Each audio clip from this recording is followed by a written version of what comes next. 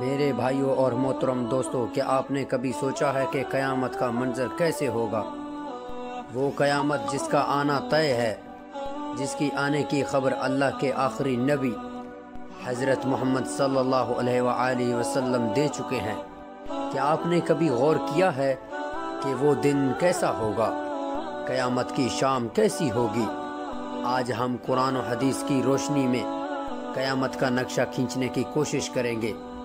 دعا ہے کہ اللہ ہمیں اس خوفناک دن کی تیاری کرنے کی توفیق عطا دے۔ ایک ایسی ہی عام سی گرم دوپہر ہوگی یا پھر سرد دوپہر ہوگی، پتہ نہیں کہ وہ گرمی کا تپتا ہوا سورج ہوگا یا سردی کا ٹھنڈا کپکپاتا سورج ہوگا۔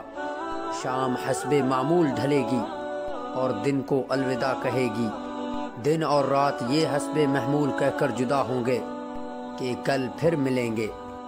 پرندے اپنے گھونسلوں کی طرف لوٹیں گے اور تاجر اپنی ترتیب پر گھر لوٹیں گے۔ مائیں بچوں کو گود میں سلا کر بستروں پر دراز ہوں گے۔ تھکے ہارے مزدور اپنے بستروں پر لوٹیں گے۔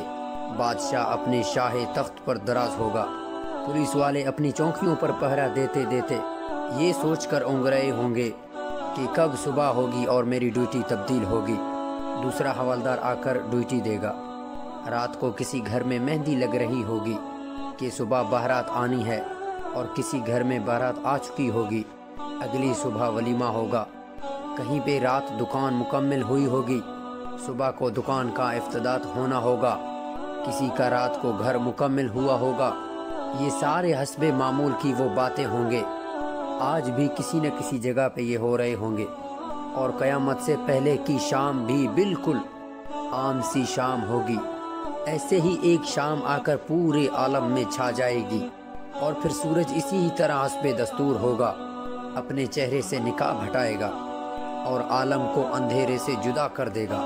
مرغیاں آذان دیں گے اور بلبل کا کوکو ہوگا، چڑیوں کی چہچہاٹ ہوگی، اور سبزی لینے والا صبح صبح سبزی منڈی جا رہے ہوں گے۔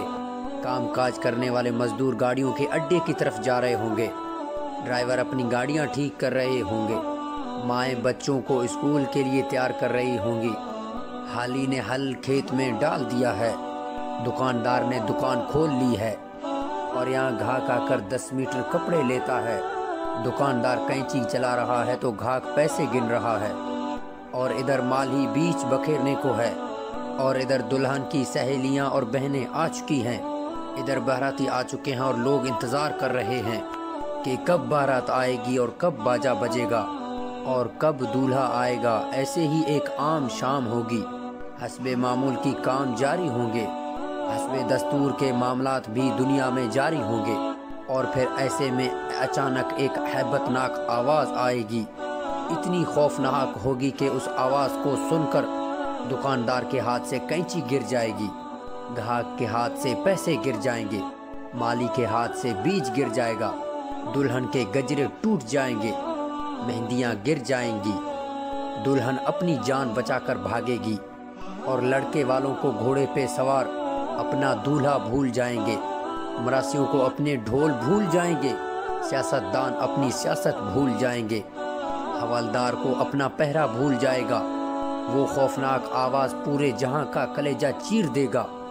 انسان کا کلیجہ تو ہے ہی چھوٹا سا، قرآن کے مطابق وہ آواز اتنی ہیبت ناک ہوگی کہ اس آواز کو سن کر زمین اور آسمان کے بھی کلیجے پھٹ جائیں گے، پہاڑوں سے چلتے ہوئے چشمے بھی خشک ہو جائیں گے، ماؤں کے ہاتھوں سے نوالے گر جائیں گے۔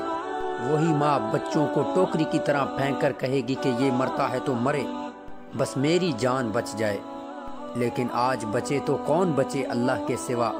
آج ہر شخص پر خوف اتنا طاری ہے کہ اسے اپنی بچوں کی پکار بھی نہیں سنائی دے رہی۔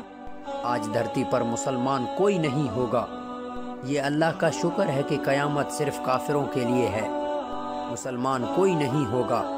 اس دن انسان ان گھروں کو گرتا دیکھے گا، اپنی اسلحے کو بکھرتا دیکھے گا، اور اپنی طاقت کو ٹوٹتے دیکھے گا، اپنی جسم کو ساتھ چھوڑتا دیکھے گا۔ جب یہ وقت آئے گا تو بھاگ نہ سکے گا۔ آج بھاگ سکتے ہو تو بھاگ کے دکھاؤ، آج چھپ سکتے ہو تو چھپ کے دکھاؤ، لیکن آج نہیں بھاگ سکتے، آج موت کا دن ہے، آج کائنات کے ہر چیز کے موت کا دن ہے۔ آج موت نے سب کو چکی میں ڈال کر پیس کر رکھ دیا۔ آج ساتوں آسمانوں کی موت ہے۔ آج تو فرشتے بھی موت کا ذائقہ چکھ رہے ہیں۔ پھر اللہ تعالیٰ کی آواز آئے گی، جبرائیل سے کہو کہ مر جائے، میکائیل سے کہو کہ مر جائے۔ یہ سن کر اللہ کا عرش کانپ جائے گا اور کہے گا کہ یا اللہ، کہ جبرائیل بھی مر جائے، میکائیل بھی مر جائے۔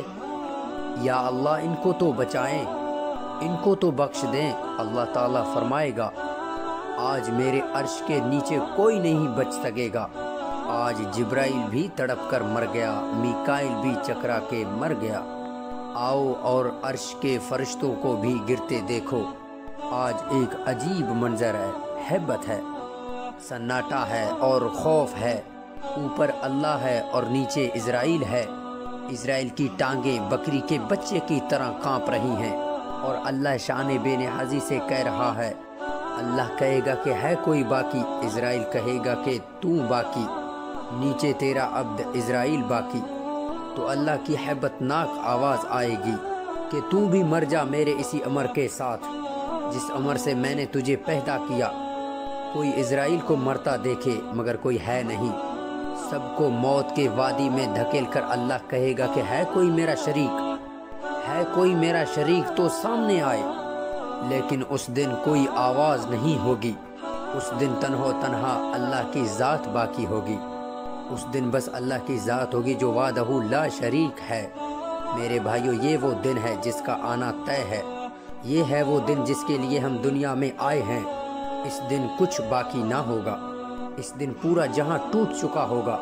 میرے بھائیو، اس ٹوٹ جانے والے جہاں سے عبرت لو۔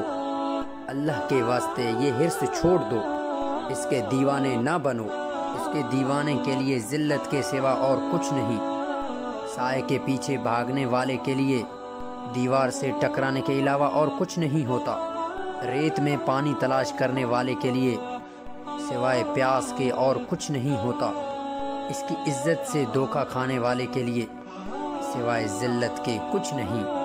اس کی جوانی پر اترانے والے کے لیے بڑھاپے کی خوفناک آہیں ہیں، سسکیاں ہیں۔ اس دن کا انتظار کرو جب بڑھاپا اس کی جوانی کو کھا جائے گا۔ اس دن کا انتظار کرو کہ بیٹا کہے گا کہ اماں مرتی ہی نہیں ہے، ابا مرتا ہی نہیں ہے۔ دعا کرو اللہ والد صاحب کے لیے آسانی پیدا کرے، یعنی دوسرے لفظوں میں موت دے دے۔ جگہ جی لگانے کی دنیا نہیں ہے، یہ عبرت کی جا ہے، تماشا نہیں ہے۔ جہاں میں ہے عبرت کے ہر سو نمو میں، مگر تجھ کو اندھا کیا ہے رنگ بو نے۔ ملے خاک میں اہل شاں کیسے کیسے، مکی ہو گئے لامکاں کیسے کیسے۔ ہوئے نامور بے نشاں کیسے کیسے، زمین کھا گئی نوجوان کیسے کیسے۔ جگہ جی لگانے کی دنیا نہیں ہے، یہ عبرت کی جا ہے، تماشا نہیں ہے۔